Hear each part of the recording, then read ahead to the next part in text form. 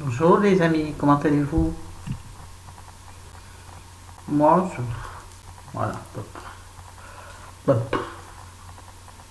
Non, ça va pas. Donc c'est pour ça aujourd'hui c'est une vidéo blabla. Il faut que je parle, sinon je vais mourir. Je vous jure, c'est vrai, j'en peux plus.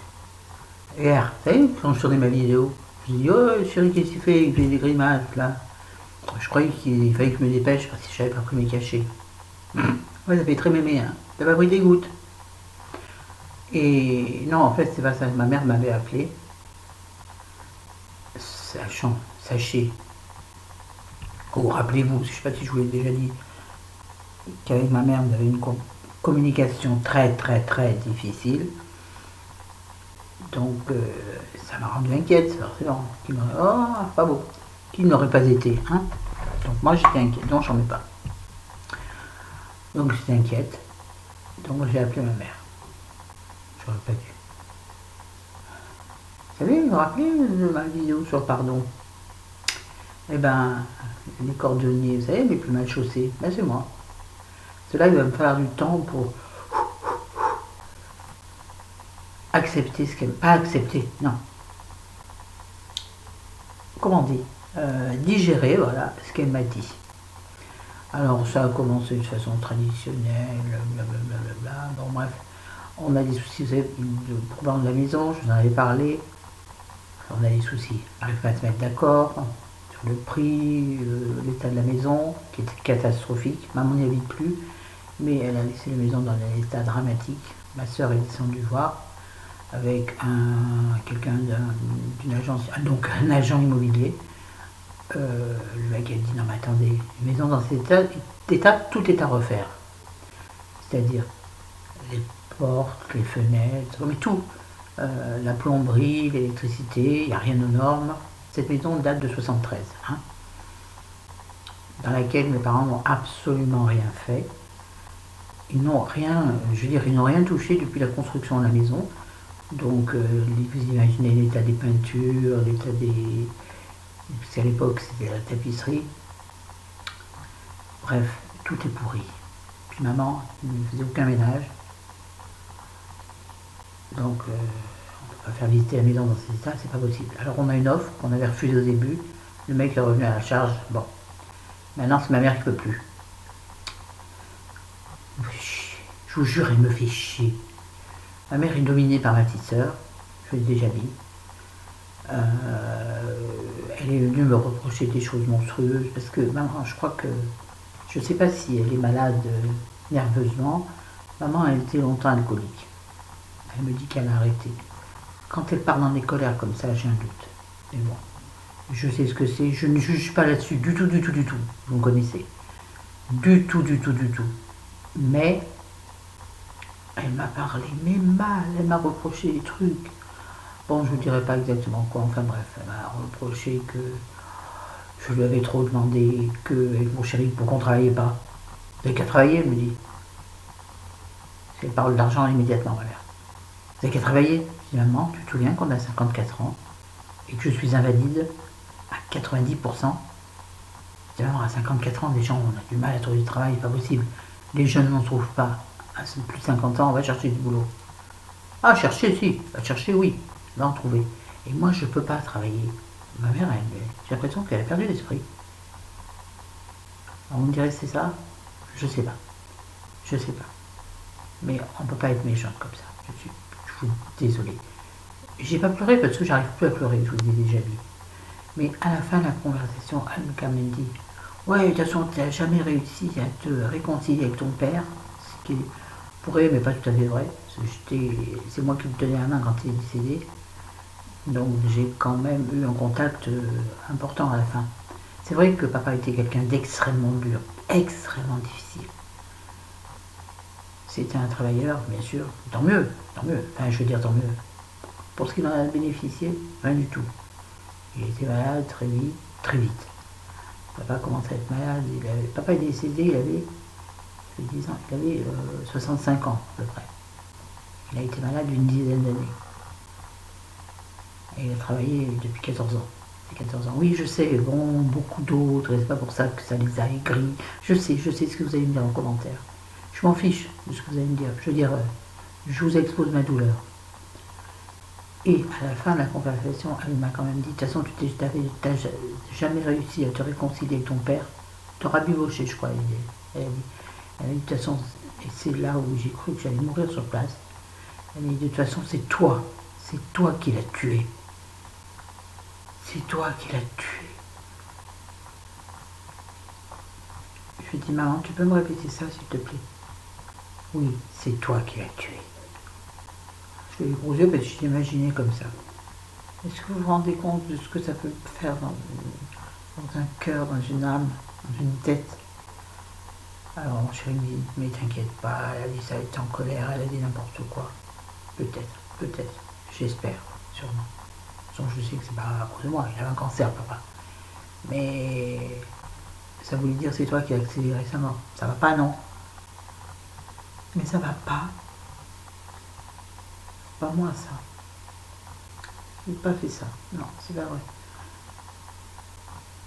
Pas vrai. Donc j'ai téléphoné à ma soeur, ma soeur Rachel qui a 2 ans de moins que moi, avec qui on s'est un peu rabiboché, disons. J'ai pas pu la voir parce qu'elle bosse énormément du matin, de 7h le matin à 20h le soir.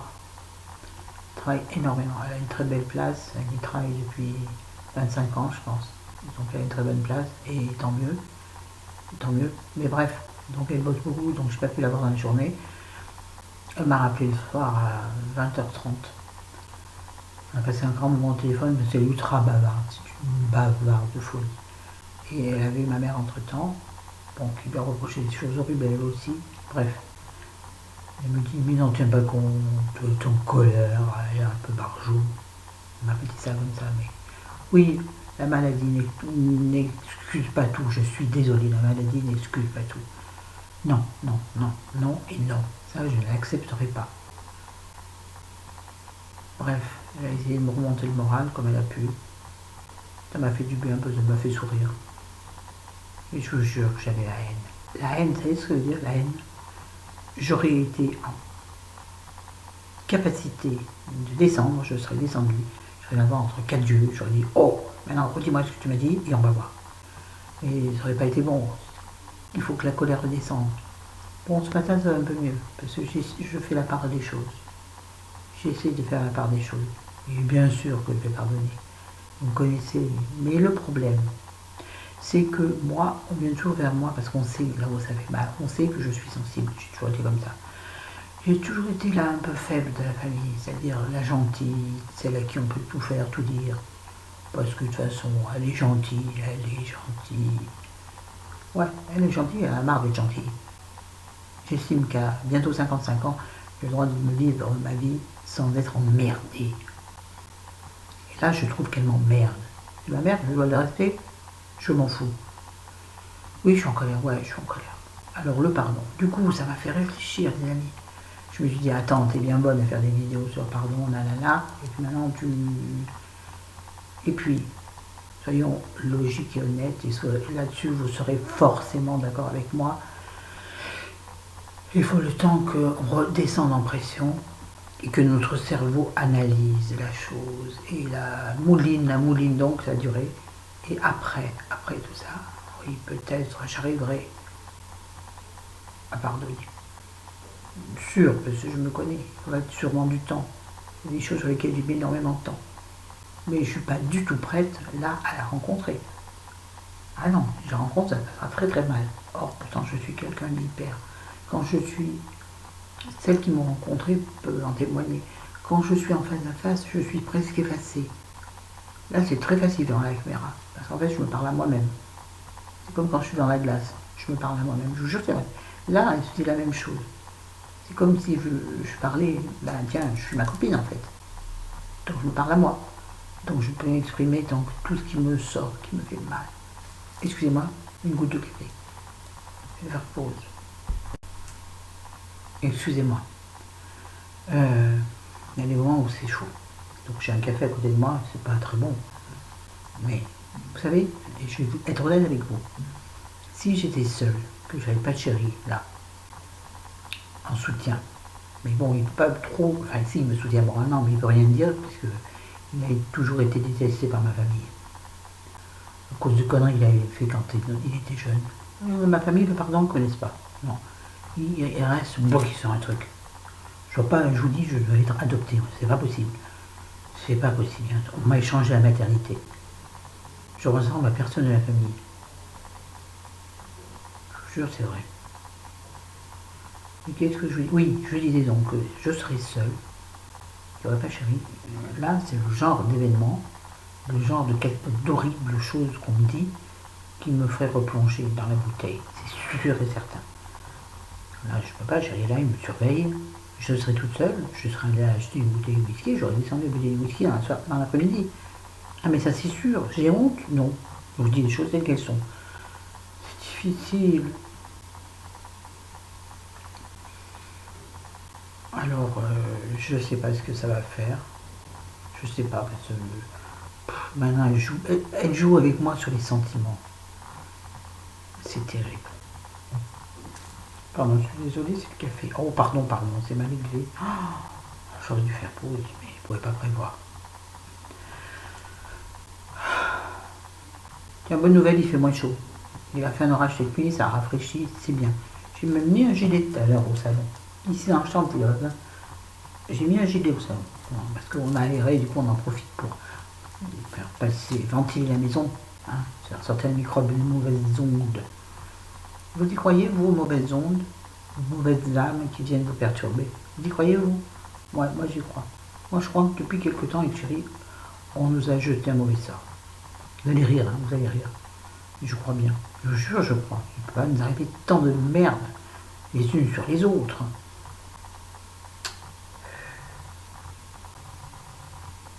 Excusez-moi, c'est pas intéressant, excusez-moi. Mais ça me sert de défouloir. Vous êtes mon défouloir, pardon. Ça me gêne ce truc, hein. Ouh, ça me gêne. Allez, je vais céder à la tentation. C'est bête parce que dans 5 minutes, j'allais au salon. Voilà. Mais en même temps, ça fait du bien, ça sèche. Ouais. Ouais, là, j'ai la haine. J'ai envie de... Alors, je dis à Chéri, je te préviens, si le téléphone sonne, tu ne réponds à personne. Enfin, si, à ma soeur qui doit m'appeler aujourd'hui, puisqu'elle est en train de négocier avec ma mère sur les problèmes de maison, là, parce que ma soeur Rachel était quelqu'un d'extrêmement explosif. Oh purée! Un jour, elle est venue à la maison, un dimanche, on était tous à la maison, avec mon ex, le papa des enfants, on y allait tous les 15 jours, ouais. Vous voyez comment on fait régulièrement dans les familles. On va tous les 15 jours chez les parents, tous les 15 jours chez les beaux-parents. Donc bref, nous étions là pour un repas de famille. Et ma soeur Rachel a pété un câble avec mon père, comme toujours, à table, c'était toujours comme ça. Bon, dans les familles, c'est souvent comme ça. Mais elle était tellement en colère qu'elle a dit à son compagnon, qu'il est toujours maintenant d'ailleurs, donc il a ça 30 ans. Hein, elle a dit à son compagnon, on s'en fout de camp. Elle est allée dans la chambre, elle a récupéré leur valise, et elle a jeté la valise par la fenêtre de la chambre. Et là, la valise a atterri sur le dessus de la voiture de ma tante qui était là aussi, qui était là souvent. Tante adorée, qui est un ange avec moi. Ça a fait une grosse bosse dans la voiture de ma tante. Oh mon Dieu, quand on en parle, on en rigole, bien sûr. Voilà comment elle était. Elle était ultra explosive. Avec moi, elle était très méchante quand on était petite, parce que j'étais... Voilà, j'étais un peu comme ça. C'était un peu moins jeune. On aurait dit que j'avais fumé. Je ne connaissais pas la fumette. Hein. J'avais fumé de ma vie. J'ai dû tirer sur un joint à 30 ans peut-être. Bref, on s'en fout, c'est pas de sujet. Et puis vous savez, je mette l'alcool et la drogue sont mauvais pour la santé, vous le savez. Hein. Bref, elle a beaucoup changé. Bon, elle a 52 ans, puisqu'on a juste 2 ans de différence. Et elle a beaucoup changé. Bon, son travail l'a beaucoup aidé. Ma soeur, oui, a toujours été obèse. Obèse. Hein. Moi, je suis bien ronde, mais elle est obèse, énorme. Elle avait des mollets, des chevilles, bon, j'exagère, comme ça, je vous jure. C'est avec des bourrelets comme ça. Bon, elle a perdu beaucoup de poids, elle a été malade en 2011, je ne l'ai pas su, elle l'a dit à personne. Donc elle a perdu beaucoup de poids. Quand je l'ai vue, elle était encore ronde du bas parce que famille, et Lisa est hyper creusée, très réglée. Moi, à côté, je suis une enfant. Je viens de naître, vous voyez. Mais on s'en fout, c'est pas le sujet. Le sujet, c'est oui, donc elle a changé non seulement physiquement, mais intellectuellement. C'est quelqu'un de très intelligent. Elle a toujours été très intelligent. Moins que moi, forcément. Mais bref. Et je pense que son travail, d'avoir des enfants, l'a beaucoup posé. Et elle est très proche de ses beaux-parents. Elle a une belle maman, comme était la mienne avant. Enfin, ma belle-maman, ex-belle-maman. On s'en fout. Bref, elle est devenue quelqu'un de très posé. C'est-à-dire qu'elle ne s'énerve plus au téléphone, tout ça, même en vis-à-vis. Oh, à mon avis, si on la chatouille là où elle n'a pas envie qu'on la chatouille. Mais elle analyse les choses maintenant. C'est-à-dire que d'abord, elle ne s'emballe plus. C'est-à-dire, moi, quand on m'engueule, j'ai envie de gueuler plus fort. Si on m'atteint sur quelque chose d'intime, je surenchéris, vous voyez. Elle a appris à poser les choses. Donc elle m'a bien posé.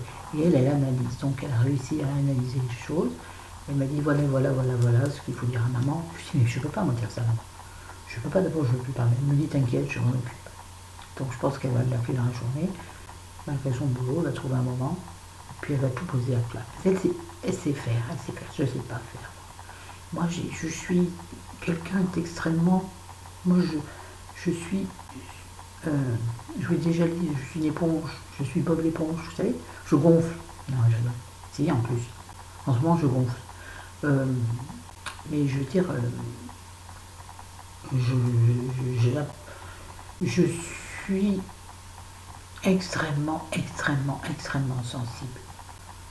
Si on vient me faire du mal, vous me réduisez à néant. Pas tout à fait. Parce que maintenant, ça aussi, j'arrive un peu mieux. Mais je me croyais beaucoup plus forte que ça. Vous voyez, hier, je me suis déçue moi-même. Je me dis, bah non, Flo, je pensais quand même que tu serais un peu plus tonique et un peu plus intelligente. Ne pas surenchérir par rapport à une attaque. Parce que tout le monde le sait. On vous attaque, vous répondez, l'autre veut faire mieux, donc continue, et ça ne s'arrête jamais. C'est ce qui s'est produit. Je sais qu'on peut faire ça. Je sais qu'il faut dans ce cas-là laisser tomber, faire l'indifférente. Ben, dire, mais ça me touche pas ce que tu dis. J'ai pas su. Non, j'ai pas su. Moi, malheureusement, soit je surréagis, soit je réagis pas du tout, et c'est après coup que je me dis, et c'est tout le temps après coup que je me dis, tu n'aurais pas dû faire comme ça, tu aurais dû faire comme ça. Pour ça, je me déteste, je vous jure. Je me dis, Flo, purée, tout ce que tu as vécu, tu devrais savoir. Pourquoi la lumière elle change, c'est énervant. Tu devrais savoir faire, tu devrais être quelqu'un de beaucoup plus posé que ça. Quand même, enfin. Quoi? Eh ben non, je sais pas faire.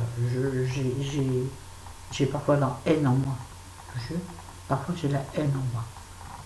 J'ai envie de ma mère, j'ai eu envie de la tuer. Ouais, j'ai vraiment eu envie de la tuer physiquement, je veux dire, ouais. Je pense que j'aurais habité à côté de chez elle, parce que je me suis fait des films. Hein. Je me suis dit, j'aurais mis, vous allez me trouver monstrueuse, j'aurais mis des cachets dans son café, dans je sais pas ce qu'elle boit. Café, vraiment, beaucoup de café, beaucoup de café. Je me suis dit, ouais, je mettrais du somnifère, puis elle mourrait toute seule. C'est horrible, ouais, je sais. Mais je me déteste d'être comme ça, je me trouve. Bon, je culpabilise bien évidemment. La culpabilité est un truc dont je ne me débarrasserai. Je pense jamais. Jamais. En toute chose, j'ai toujours dit, je me suis toujours dit, t'es coupable. C'est ta faute. Et là, je me dis, voilà. D'abord, t'aurais pas dû t'énerver, et puis t'aurais surtout pas dû avant faire ci ou ça. T'aurais dû te réconcilier avec papa, t'aurais dû faire des efforts. Et merde, il faut que j'arrête d'être coupable tout le temps. Et puis de me trouver faible. Je suis faible. De me trouver.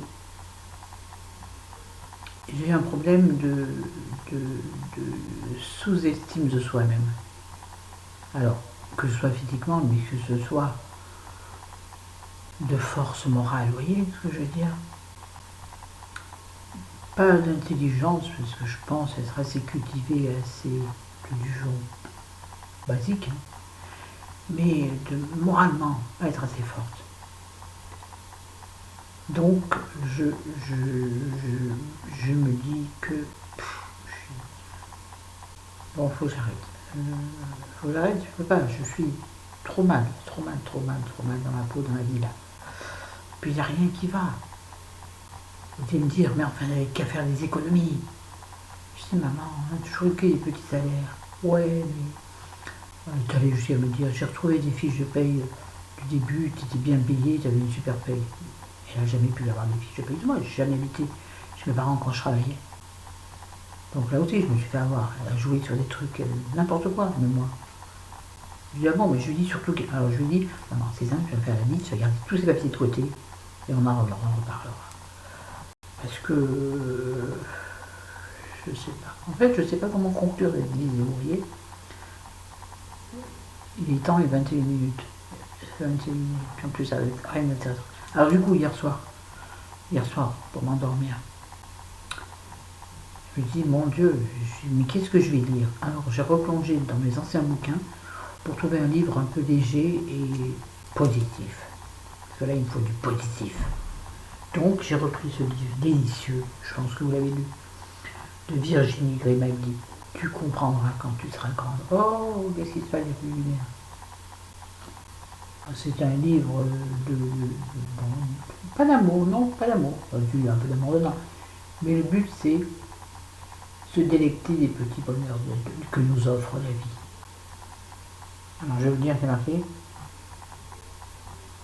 C'est une histoire de résilience, une ode au bonheur. Et c'est vrai, j'ai lu un livre déjà, mais je me dis, je vais le relire. Il y a des livres comme ça que vous relisez, parce que quand vous les relisez, parfois, ça vous apporte encore plus. Ça m'a aidé. Enfin, hier soir. Hein. Matin, non, je suis tout débraillé, pardonnez-moi. Bref, voilà. Bon, ben, c'est tout. Hein. C'est tout. J'en ai plein de tout ça, tout ça, tout ça, tout ça. Vous croyez que la méchanceté, c'est. Ouh, j'ai une grosse tête, mon Dieu. Vous croyez que la méchanceté, c'est quelque chose qu'on a en soi? Alors pourquoi moi je sais pas être méchante? Pourquoi moi je suis toujours gentille? J'ai l'impression d'être toujours dindon à la farce. Vous voyez? Voilà. Bon, sur ce, je vous aime, je vous adore. Je vous dis à demain avec un truc un peu plus sympa et intéressant. Allez, salut, m'en veuillez pas d'avoir déblatéré. Hein. Je suis désolé, mais bon, ça fait rien. Je m'en fous. Non, je suis pas désolé. Pas besoin. Il faut que j'arrête de dire que je suis désolé. Oh, pardon. Stop. Oh, basta. Basta, oh, ça me gonfle, hein, Chris. Si tu savais comment ça me gonfle. Oh purée, la famille, mais ça me gonfle. Mais ça me gonfle, j'avais ras le poil.